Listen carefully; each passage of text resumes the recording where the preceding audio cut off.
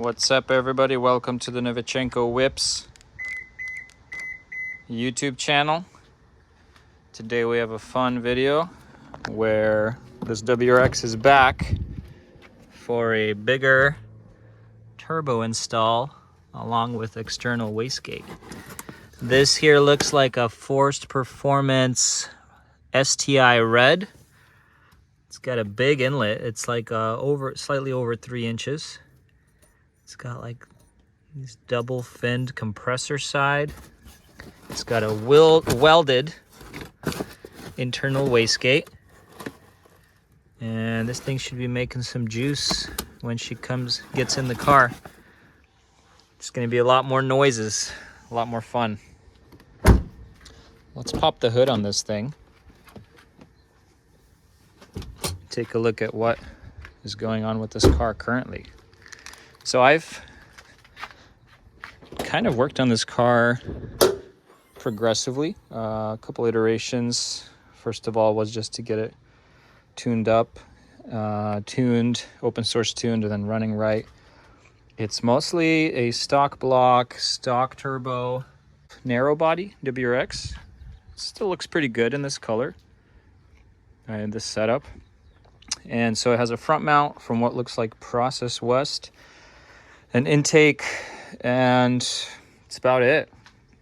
It's pretty maxed out. Yes, we installed a bigger fuel pump.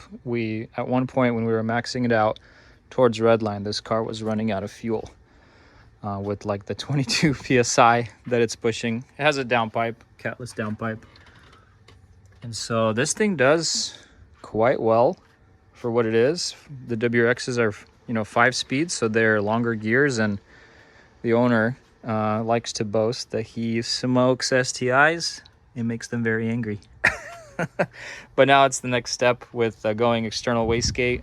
When you're doing that, you have to get under there, change out the up pipe, put in the external wastegate itself, and then plumb the screamer tube downward.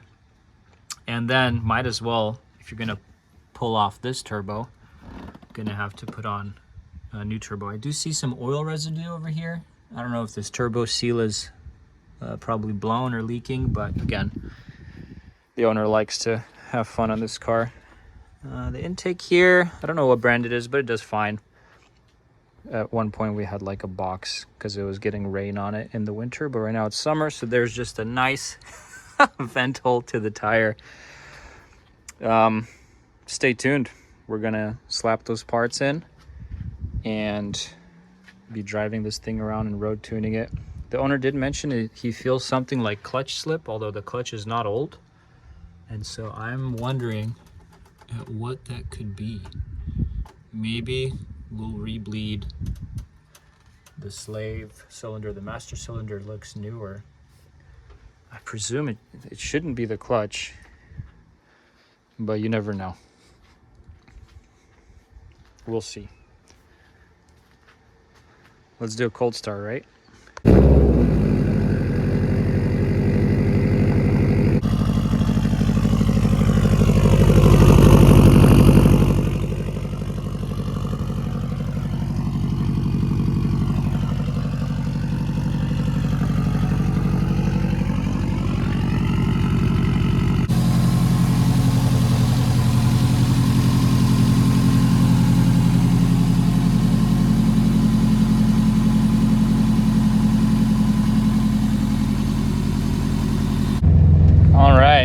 Well, let's test drive this WRX. The owner complained to me, said that he feels like he has clutch slip. Something I notice is the clutch engagement point is extremely high at the pedal. You could like barely tap the clutch and you will most likely get. So what I presume is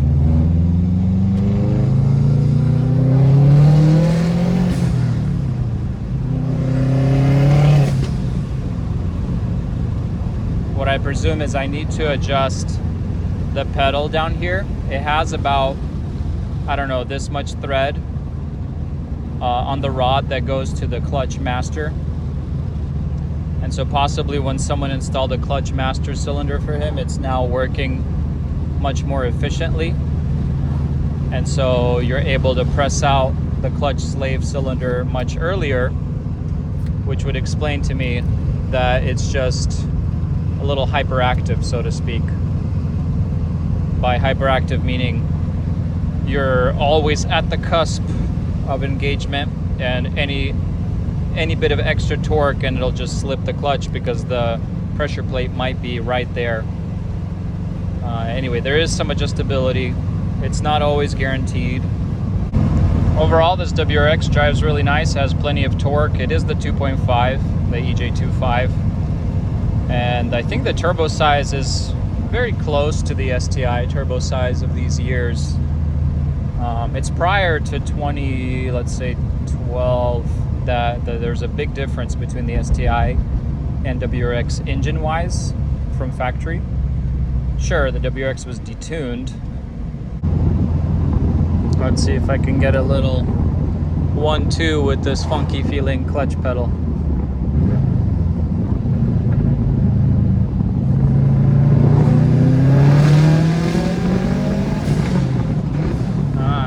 Shift's kind of funky.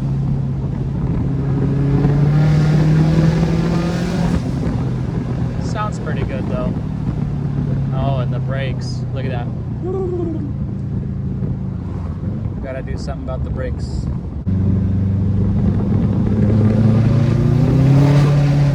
Oh yeah, I felt what looked like a bit of clutch slip.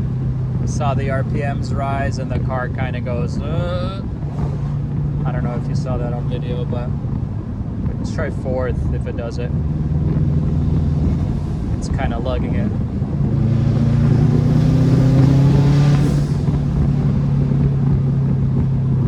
Does it slightly. It is possible that this clutch is on its way out. I've done a small thing.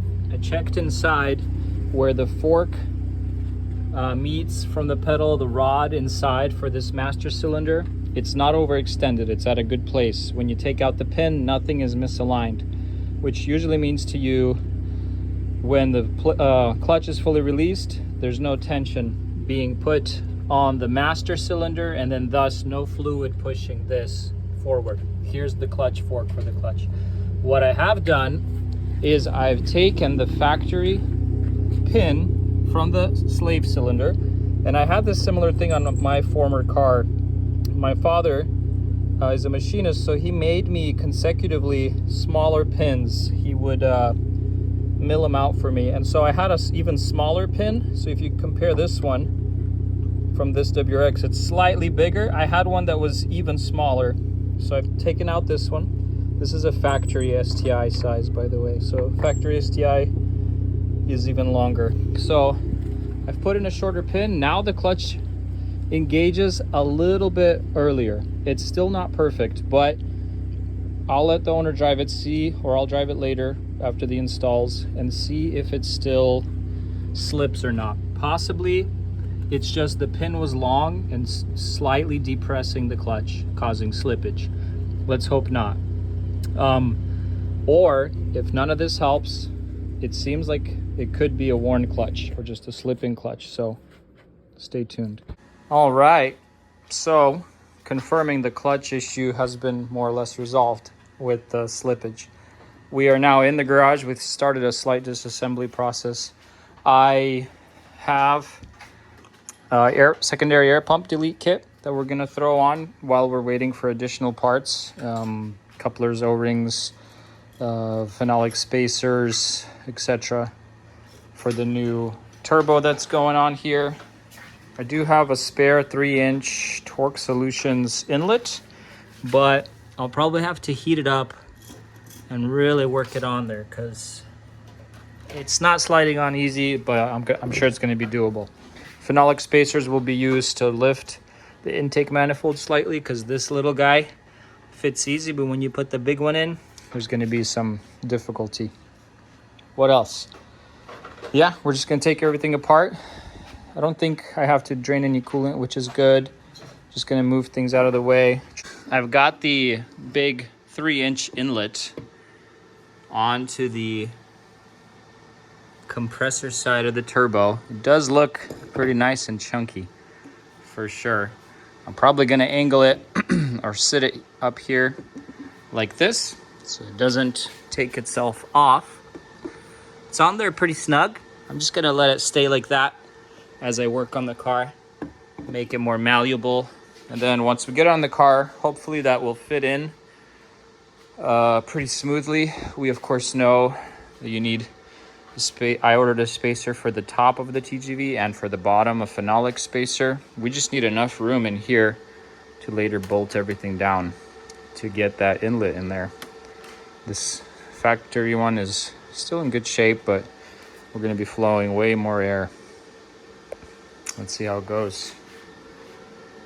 So I've been running into some issues. This hardware came with no V-band clamps, and so you can see that the clamp on the teal matches the one on the up pipe, but any like teal V-band clamp that I buy online comes with a, whatever you want to call it, base clamp or base section, but they're super, like twice as thick as this one, and so then the clamp is too wide, and anytime I put on this thing is loosey-goosey.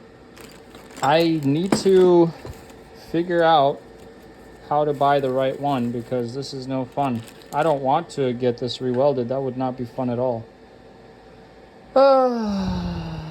That's why when you buy stuff from people secondhand, either make sure you get everything, like especially if they made it themselves, or make sure you get a steel for it, because you're going to be spending time and money trying to figure out the correct parts to make it all work. Whew! It's a hot, humid day here today. Okay, let's see what's going on with the car. Let me show you. We are taking apart pretty much everything around the intake manifold and the TGVs. On these stock cars, they put so many brackets. Everything's so cluttered. I don't have any TGV deletes at the moment, so we're not doing that today, but taking those out as well cleans up a lot of space for these Subis. But let me zoom in here and show you. Okay, so I'm taking off these brackets. They free up a lot of space. I have the intake mani 10 mil bolts already out, but it's just held in still by this fuel lines. I need to usually you can shove some zip ties in the two sides of this to help release this pressured fuel line. You can also use a very small thin flathead screwdriver. Then I need to release this piece. There's probably two nearly inaccessible screws down there.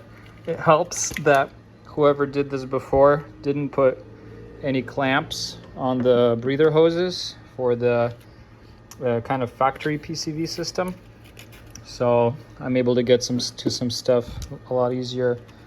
After we remove the secondary air pump and the rear pieces, I'll show you how to remove that sensor.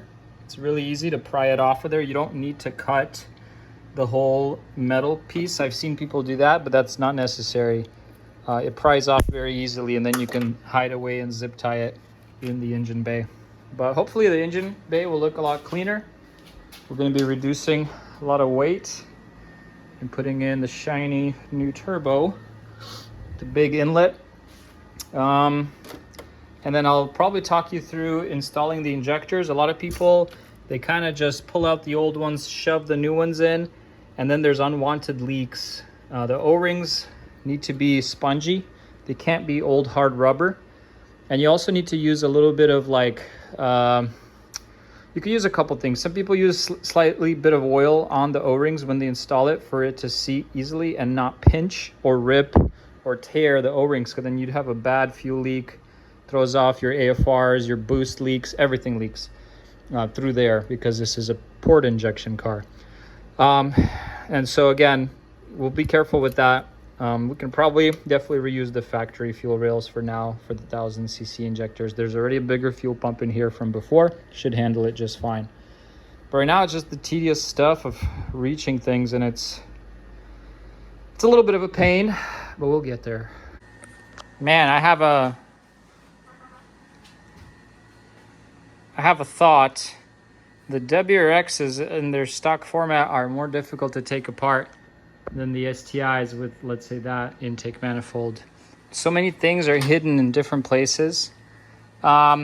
I probably haven't done an STI with a factory fuel rail in a while, but these are so intertwined in the intake manifold. They could have made them simpler from the factory. But whatever, we're getting there. We're pretty much off with the intake manifold. Then we're gonna get to the TGVs. Pulled off the stock injectors. I think these are like 550s if I'm not mistaken. They're in good shape.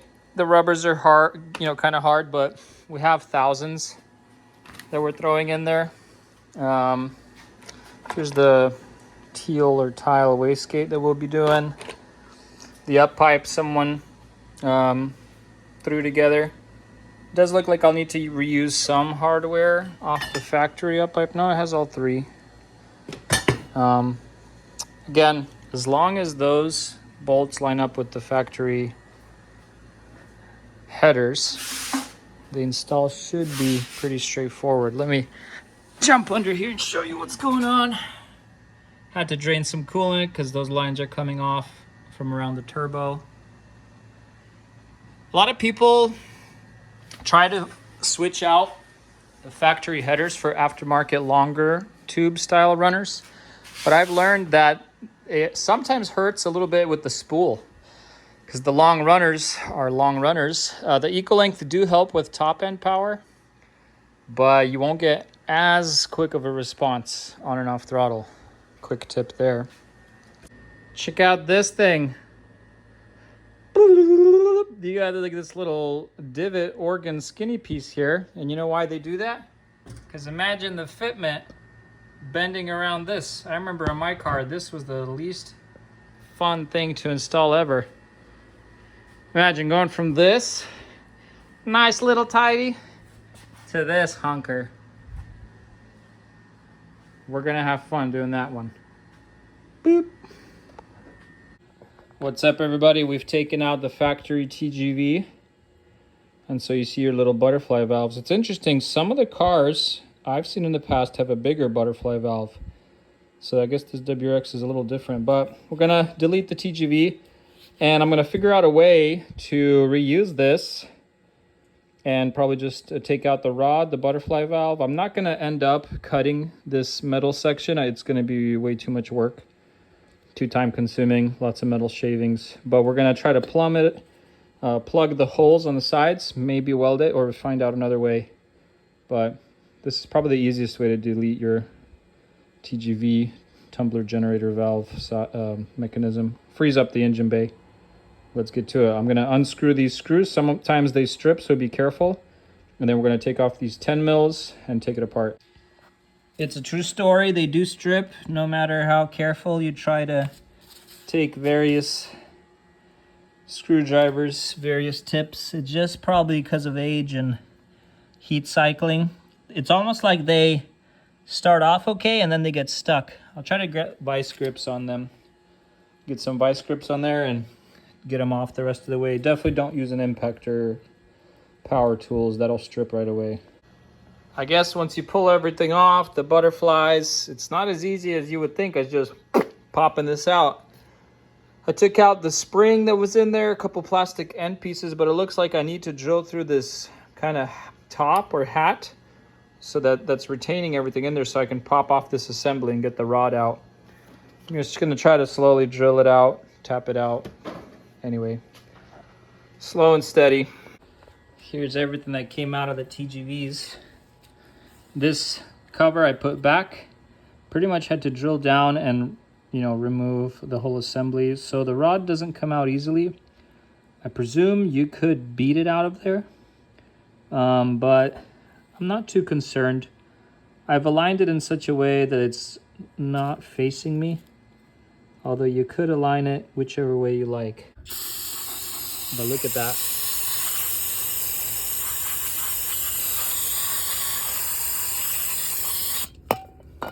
And on the other one, also what I saw, there was a lot of dirt inside the injector kind of spots, so we're gonna clean that out. Just gonna try to clean these up as much as possible before we put them back on the car.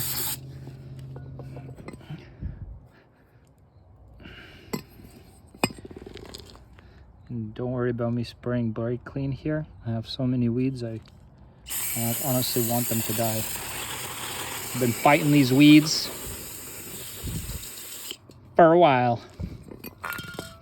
All right, I'm excited to move on to installs other than uninstalls. There's still a lot more to take off on the car, like the secondary air pump stuff. You're gonna be surprised at how many things accumulate after these deletes are done. I'll show this to you soon. Here's my trick, what I did with it. Set it up where I want it, and then I used some polyurethane silicone deal. Let me show you what it is. But I've used this stuff before in things like car bushings, when you want to take those bushings that have gaps in them and kind of stiffen them up. This one's called the Dynaflex. This one's cheaper. They have an actual polyurethane type if you're looking to improve your like engine mounts or bushings. Tape off those holes, definitely. Don't want anything falling in there. The next step will be deleting the secondary air pump valves. Interesting on these cars, they're kind of right here and back there. On the STIs, they're both on the back of the engine. So it's gonna free up a lot of space. We'll keep chugging along. All right, another day working on the WRX. So all of this stuff here is literally the secondary air pump delete. There was a huge thing right here, big metal thing with a metal tube going to the back of the head. And there was another one right here, humongo.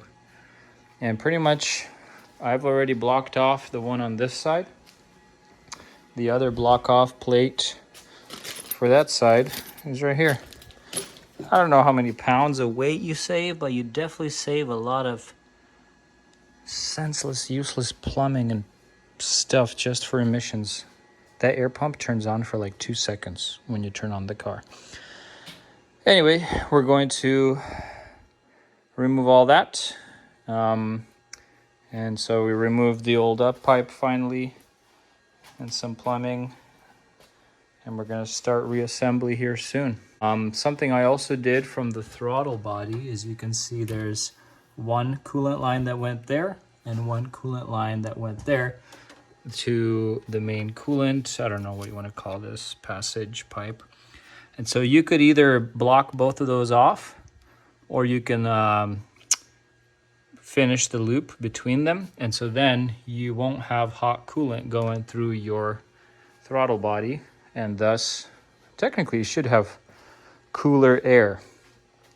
I know they put that in there for emissions again as well, and they put it in there for like super cold winters, so I guess your throttle body doesn't freeze. I don't know, but pretty much you can loop it right there, and it's just going to be a closed loop within itself with coolant in it. That way we're getting as cold air as possible into the intake manifold. Gotta go to bed, it's late. Here's a quick look at the install of the 8mm phenolic spacer from IAG. The kit came with short Allen key style screws. Good thing I had a former kit from IAG that had the long ones. I think the short ones fit their maybe their TGVs, but these long ones fit the factory TGVs. And so you can see the 8mm gives you some good spacing on the bottom. And even again with the TGV delete, there used to be a huge mechanism here that's all torn out now. I like to electrical tape these connectors over and then around, and then you can zip tie them so they won't come off with the heat cycles, just so the weather doesn't get in there.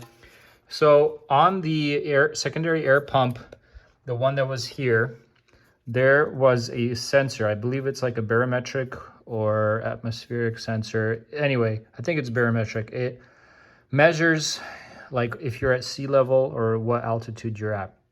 If you throw it out, I don't think your car will run right. It's the connector that has like 6+ pins. That's the one you need to pop off of the metal piece.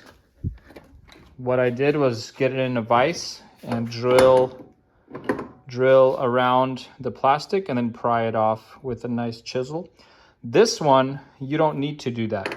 It's just a 2-wire 12-volt connection. So this one doesn't have a sensor in it. All it does is open and close the valve for the secondary air pump. This one, because it had the more intricate connector, is the one that you need to retain in your car. So for some reason on the WRXs, it's on this side. I remember on my STI, it was on the driver's side. So it could be a toss-up which one it is, but you need to keep it. Kind of zip it up in the engine bay afterwards. Slowly coming back together.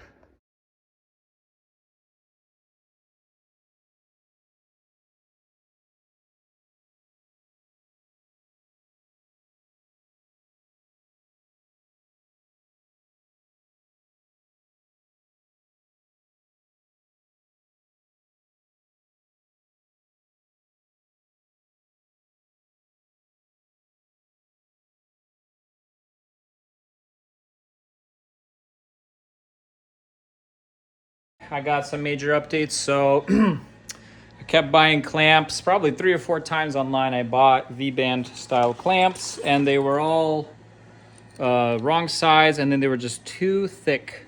So the flanges that came on the up pipe and the teal or tile wastegate were much thinner.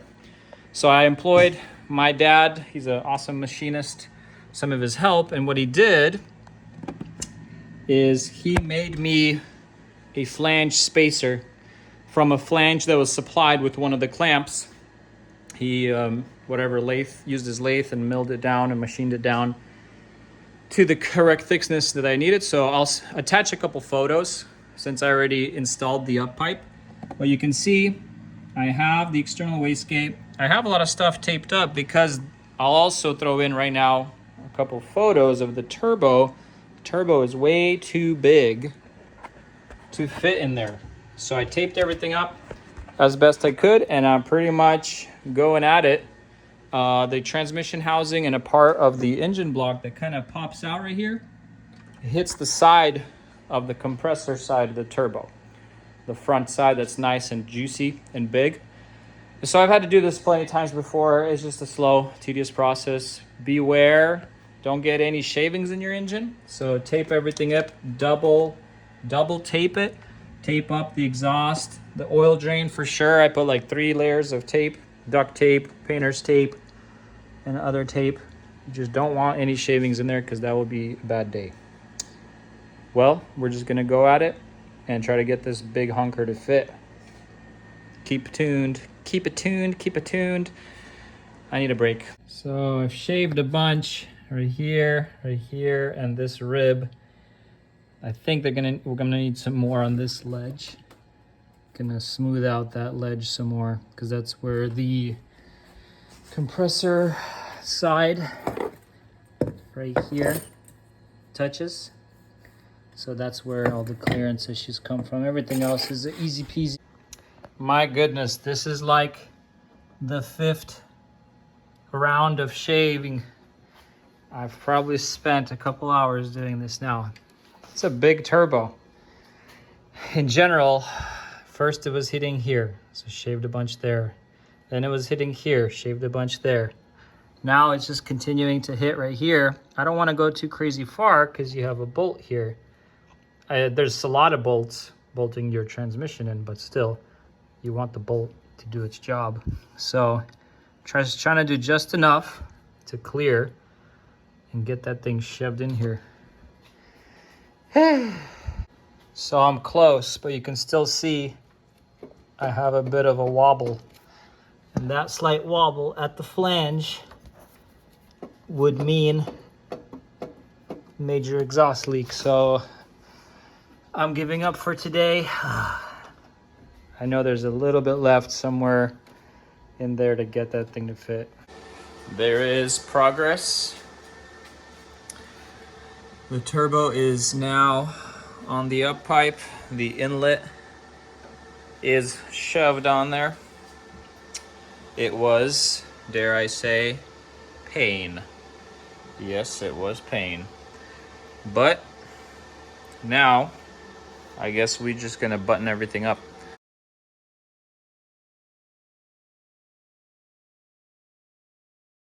So today I'm wearing my One Love Subaru shirt. I think we have everything we need to finally put everything together. I got my brother-in-law to nicely weld the screamer pipe to the external wastegate. I probably ordered 4 or 5 different sets of V-band clamps, 38 mil, 44 mil, you name it, and they were all the wrong size. So I think just welding that piece on is okay. I have a clamp figured out. I may have shown it already with the V-band spacer. And the way we're gonna mount this is whoever had this up pipe before, probably on their car, specifically put it in a spot and angled this screamer pipe in a way that you have to aim it up. You can't fit it any other way, facing down in the car. Anyway, this screamer is gonna be pretty much sticking up like this, and the owner wants it coming out of the hood. So we're gonna put this in the correct location, put in the downpipe, make sure they're oriented correctly, and then we're going to make a hole in the hood. It's gonna be fun, tune in.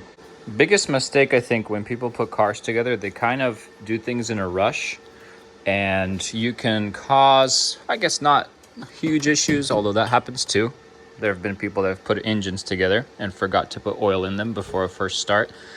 But for example, like, you need to think about couplers. So for example, this is a soft end.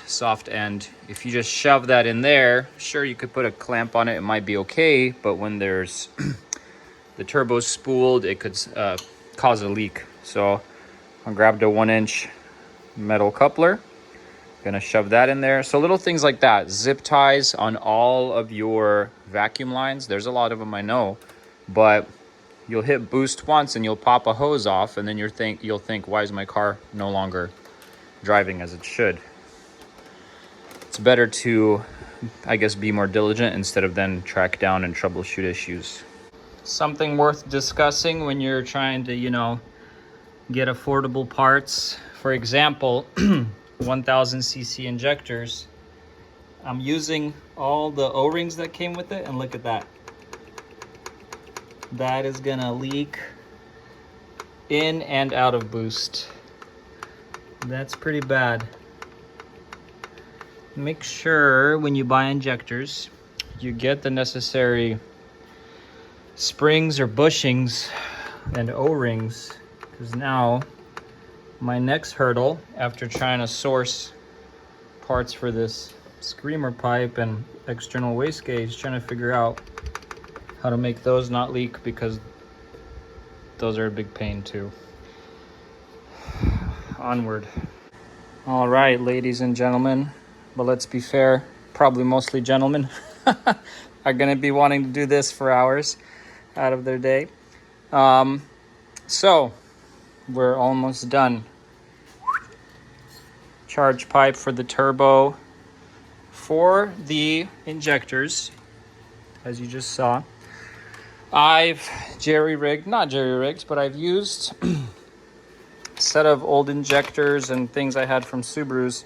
So I grabbed a bunch of these O-rings and I placed them kind of in this area where you see this. But on the newer injectors, this ridge was higher. And so there were 2 small O-rings inside this valley, and then I added this beefy donut one. And so they are really tight now. My one hope is that they still don't leak under fuel pressure. Technically they are fuel injector O-rings, so I'm really optimistic. We've got everything in. So this is tedious, hours of making sure things are installed correctly. But the biggest one for me was, you could see the turbo. I had to get a coupler and kind of make this new coupler.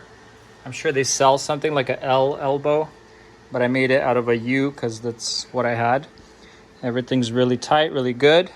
All I need is to finish the PCV routing into a little oil catch can. I have a big catch can, but it's not gonna fit here due to our screamer pipe, but that's okay. Catch can is better than none at all. And so hopefully we'll be starting this thing soon, letting it idle, and then we're going to get to what I actually want to do is tune it and make sure that it runs good. All right, my friends, we are going to do a first start here soon.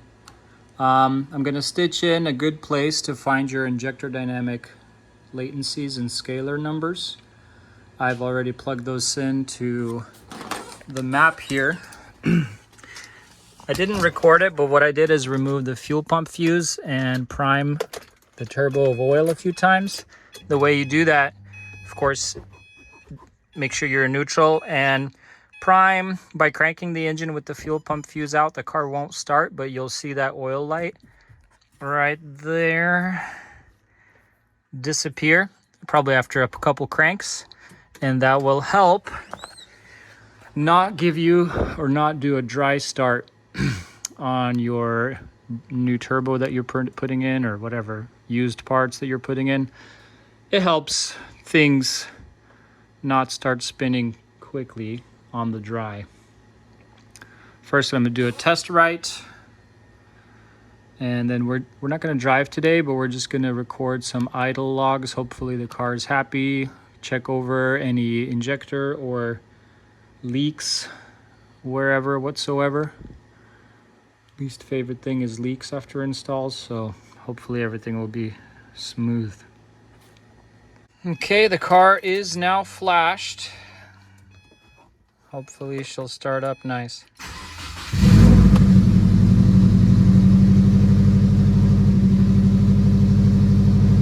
That was pretty smooth. It's a good start.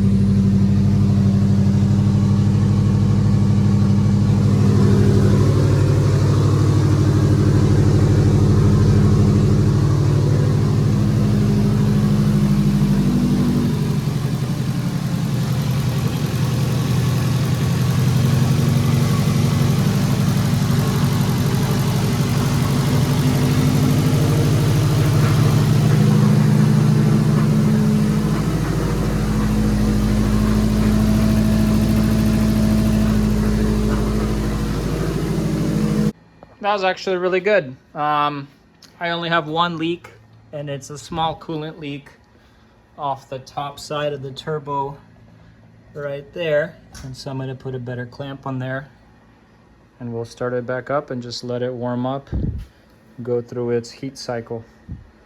Congrats. To be honest, the injector numbers are spot on. We only have 2-3% correction in the closed loop state.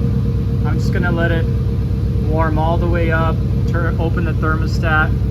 We're gonna bleed the coolant and probably do driving tomorrow with more logging and tuning. At first we might do a low boost setting just to let everything get acquainted, let everything settle, and then we'll probably be able to turn up the boost in a week or two. That'll be probably a smarter approach.